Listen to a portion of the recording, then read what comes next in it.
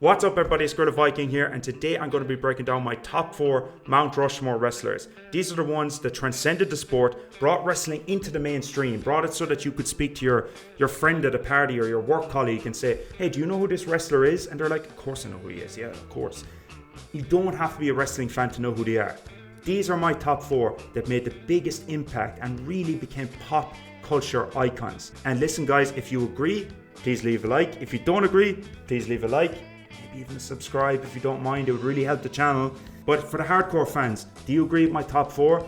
And for the casuals, do you recognize all 4 of these names? Even that's enough. Even that is enough to justify this list for me. These are the wrestlers that made the biggest and most important splash in wrestling history. It's not about who had the best in-ring technique or the best, microphone skills. It's not about any of those things. It's who formed the biggest star and who shone the brightest. So, number 1, guys, we got the immortal Hulk Hogan, okay? So, guys, I know there's a lot of controversy with Hulk Hogan, all right? He wasn't the greatest guy outside the ring. From what I hear, a lot of people have negative comments to make about him. But there's no denying the impact the red and yellow had in that ring and around the whole world. Like, this guy became almost your favorite wrestler's idea of a wrestler. You know what I mean? Every kid growing up that became a wrestler looked up to Hulk Hogan. I mean, the guy was larger than life. He had a personality, he had an aura about him that was just magnetic. This guy could come out to the ring, rip the t-shirt. I was actually going to... I almost did that there. I almost got carried away. But no, he was one of those guys that came to the ring and instantly the whole vibe of the arena changed. The whole stadium changed. There would not be a WrestleMania without Hulk Hogan. There would not be a WWE today if it wasn't without Hulk Hogan. The ripping of the t-shirt, the say your prayers, eat your vitamins, brother. All those things were what defined the 80s, defined that element of pop culture. And you know what? I know that Hulk Hogan isn't around anymore, and to be honest, probably one of the biggest losses 2025.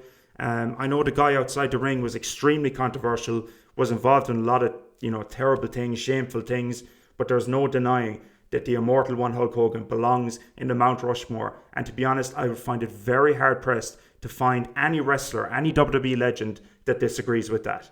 Top moments of the immortal one, obviously slamming Andre the Giant. Number 2, in my opinion, or even to be honest, my personal favorite, him versus Hollywood Rock at WrestleMania. It was one of the best matches. They both went in, totally different characters. Hulk Hogan comes in as the heel, Rock comes in as the face. Hulk Hogan leaves as the face, Rock leaves as the heel. It was just cinema. I challenge you, if you don't like wrestling and you're one of those guys, wrestling is for kids, blah, blah, blah, it's fake. Game of Thrones is fake. Every TV show I ever watched is fake, jabroni, okay? Get it out of your head, okay? Stop trying to put down other people's entertainment. People are trying to have fun here. Leave them alone, okay? Leave them alone. Let them enjoy it.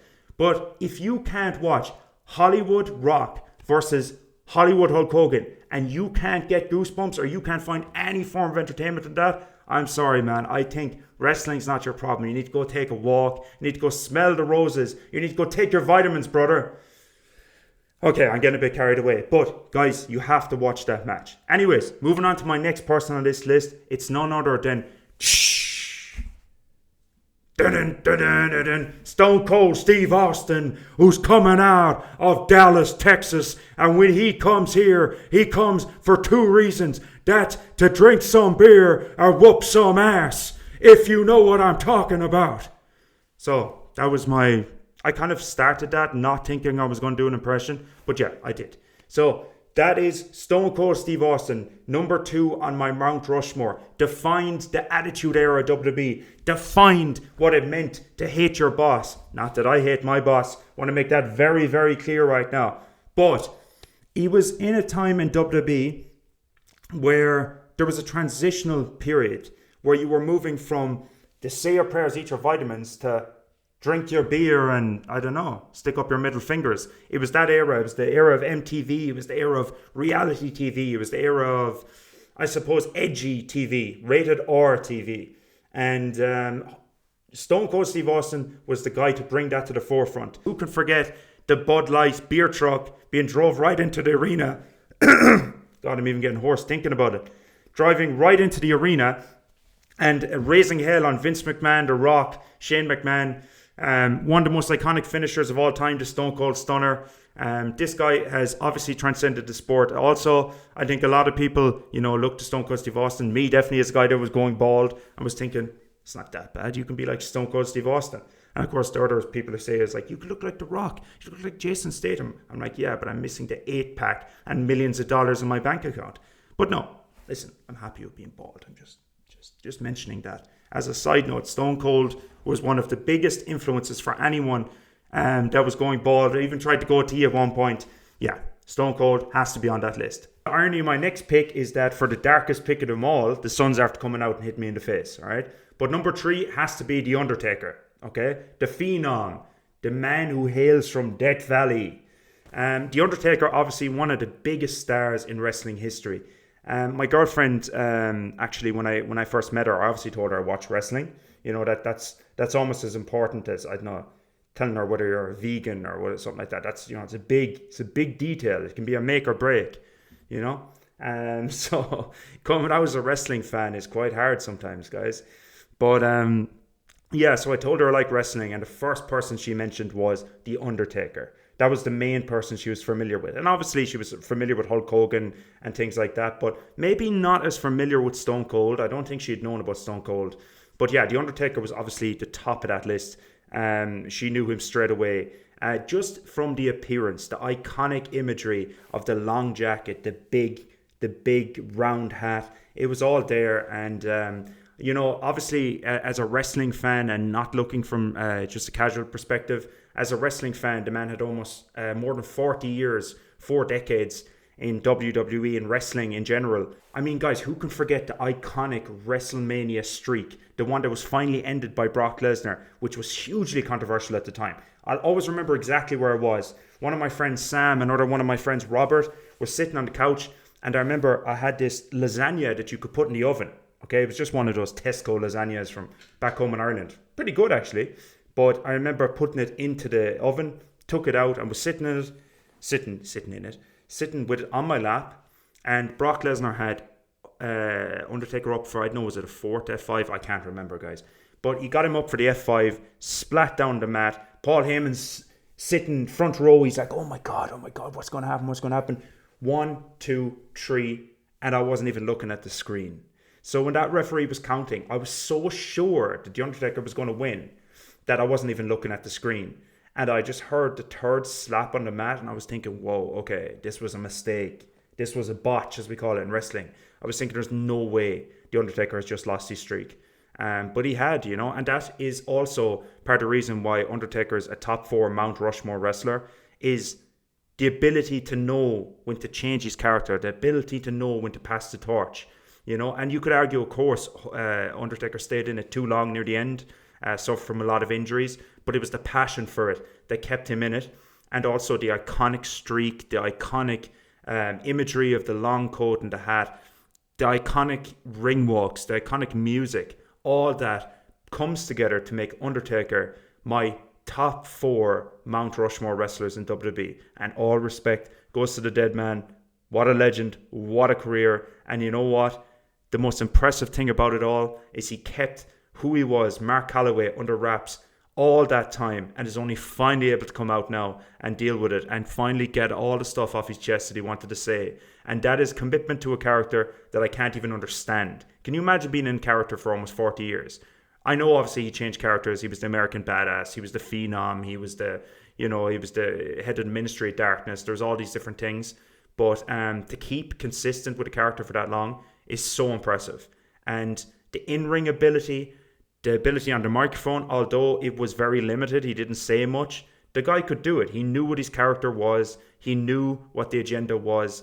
But the in-ring ability, my God. Old school off the top rope. The suicide dive over the top rope, my God. Absolutely amazing. The athleticism for a 6'10", 6'9", almost 300-pound wrestler is just phenomenal. So he lived up to his name, the Phenom. That's why he's on this list. So, number 4, guys. This one might have some recency bias. Who knows, okay? There was a time when I first started watching wrestling. It was around 2011. So I don't go back that far. But I remember 2011, 2012. What epitomized WWE for me was John Cena versus CM Punk and the man himself, John Cena.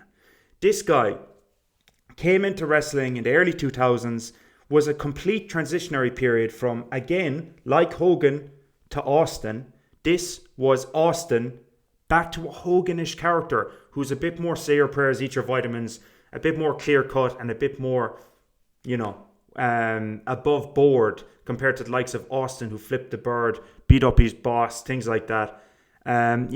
John Cena came into WWE when it needed a change. You had a lot of top stars leaving. You had The Rock leaving. You had Stone Cold leaving. You had Brock Lesnar leaving.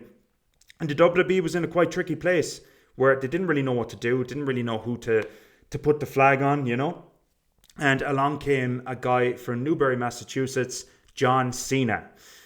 With his own name, his original name, He came into WWE with an absolute chip on his shoulder. Fantastic on the microphone as the Dr. Thuganomics. You know what? For the amount of people that say John Cena can't wrestle, he sure has had an amazing collection of matches and some top 5-star matches throughout the years. John Cena has some of the best mic work in WWE. He knows how to put over talent. There was a point as a kid where I wanted John Cena to lose so bad because I got sick of him constantly winning. That doesn't mean he wasn't doing his job well. You know what I mean? I was just coming at it from a different perspective. And I have so much respect for John Cena, so much respect for the person, the human being. The man has made more Make-A-Wishes than any other celebrity in the world. He does so well to look after the kids, to make sure the kids get the influence and the motivation they need in times when they really, really need it. When a child's last wish is you know you're doing something right and you're a positive influence. And for that reason, I think John Cena belongs in the top 4 Mount Rushmore wrestlers. And he is, let's not forget, the never seen 17-time world champion. Beaten Ric Flair's record by 1. And you know what? It couldn't go to a better guy. John Cena, you could argue he is at least in the top 5 GOATs of all time. And in this case, top 4. So yeah, guys, that's it for today's list. I want to hear your thoughts now. I want to see, do you agree with this list? Even if you're a casual wrestling fan, if you're someone who doesn't watch it at all, but you're just tuning in to see, do I recognize any of these names? Or if you're a hardcore wrestling fan who's going to beat me up down in the comments, going to hit me with a couple of suplexes, DDTs, whatever you want, guys, go wild. Let's argue it out, let's debate it out, and let's see what you think. But anyways, guys, that's it for me, Gorilla Viking, today. I just want to say thank you so much. And again, if you're not subscribed, please subscribe for more combat sports. It's going to be a mix of wrestling, boxing, MMA. And to be honest, the channel is going to evolve as we go. So if I find out more things you enjoy or more things that you want from this, please just let me know down in the comments. And yeah, guys, I really appreciate the support, all right? I'm doing something I really enjoy here, and it keeps me on the straight and narrow, keeps me busy, And that's something that I find I really need in my life, is something like a hobby. I need something to keep me somewhat switched on to a certain goal. So yeah, guys, thank you so much, and we'll catch you in the next video. Take care.